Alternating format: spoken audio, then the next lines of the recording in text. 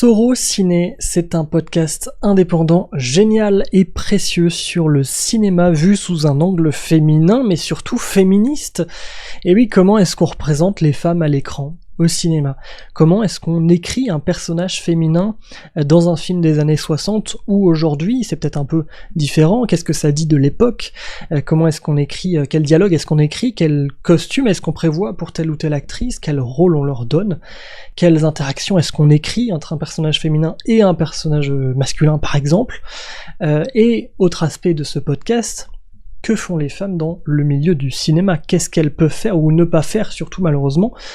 Techniciennes, réalisatrices, on les entend vraiment dans ce podcast, donc il y a vraiment l'aspect métier et l'aspect écran, pop culture, comment on analyse les femmes à l'écran, femmes et minorités de genre. C'est excellent, Soro Ciné, podcast et média indépendant, dont je salue le travail et je vous encourage à l'écouter. L'un n'empêche pas l'autre, on peut aimer quelque chose et avoir un regard quand même plus critique, se laisser parfois aller là-dedans et puis le revoir et se dire effectivement, avoir conscience de ce qu'on regarde tout simplement. C'est ça, mais après ça vient aussi en grandissant et ça on se rend pas forcément compte.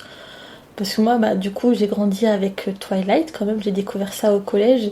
Et quand j'ai lu les livres, je me rendais pas compte. En fait, pour moi, je trouvais ça hyper romantique.